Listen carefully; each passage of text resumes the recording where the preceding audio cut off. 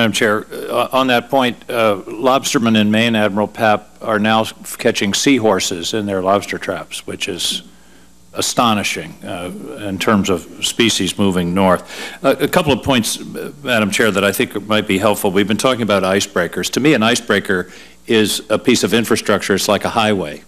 And a back-of-the-envelope calculation is it's about equivalent, one new icebreaker is equivalent of about 100 miles of interstate highway.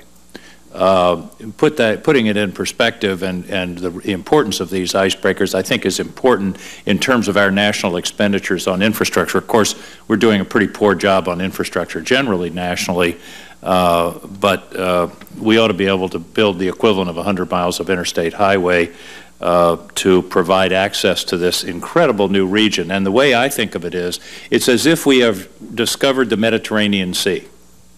It's an entirely new body of water that has been essentially locked up for most of human history with neighbors, and hopefully we're going to be able to develop and work in this new place peacefully, rather than have to go through centuries of war which surrounded the development of the Mediterranean Sea, because we have the international organizations that we never had before. And I think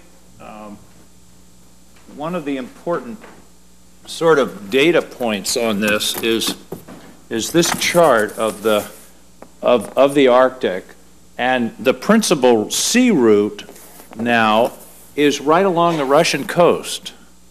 It's another reason that this has to be done. This route is usable in many cases today. This is the summer ice. The polar route will be many years. The Northwest Passage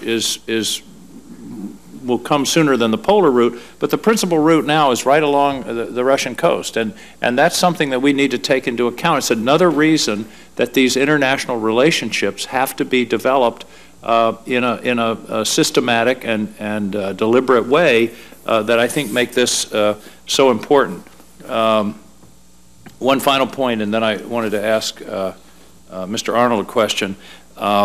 I would commend to the committee and to the witnesses and to our friends who are here today an animation prepared by NOAA. And you can find it if you go to YouTube and type in NOAA, NOAA, Arctic ice animation. You'll see the aged ice over since 1987 to 2014, and what you see over time is it's contracting. It's very dramatic. It makes the point much more dramatically than any of us could make in a speech. I commend that to you. I think it's so important. We do have, it's another connection between Maine and the Arctic. We have two companies in Maine, Ocean Renewable Power and Pika Industries, which are doing, Ocean Renewable Power actually has a tidal an experimental tidal facility in Alaska. Pika is doing microgrid work that I think would be very interesting, because I'm sure, Madam Mayor, your electricity costs are probably above 70 cents a kilowatt hour. It's all imported diesel, and it's not very clean. So renewables, it seems to me, is a huge opportunity for you. Mr. Arnold, you worked on port development around the world. You've been a navigator. Talk to me about the opportunities that are created by transit through the Arctic, and when do you see that coming to fruition, and what's the potential? Sure. So one thing to point out is that moving freight by water is the greenest form of transportation when it comes to carbon emissions and on a freight per ton mile. So it's important to have that consideration when we're talking about trade and we're talking about the sea lanes over the Arctic. Another element to that Senator Senator Franken had pointed out was that a reduction in transit time is also a greener aspect to this, and that if you're reducing the amount of distance from, say, China or Japan or Korea in the United States eastern seaboard by anywhere from 20 to 50%, because that's the reduction that you would experience in the case of using either the northern sea route or Northwestern Passage, then you're reducing the equivalent amount of fuel consumption to move that same freight, which is going to move regardless of whether or not that sea route is open, but your fuel consumption and emissions related will be 20 to 50% less as well. So in regards to accessibility, there were already more than 70 ships in 2013 that transited the northern sea route, and that was with icebreaker assistance from Russia. They do charge for that.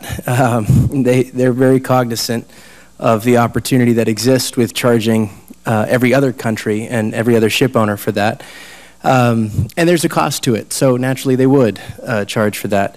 But that right now, everyone that we're working with, AIMSKIP, the CEO of AIMSKIP is working very closely with the Chinese shipping company COSCO, and we're really looking at kind of a gradual opening of the northern sea route for the summer months over the next 5 to 10 years.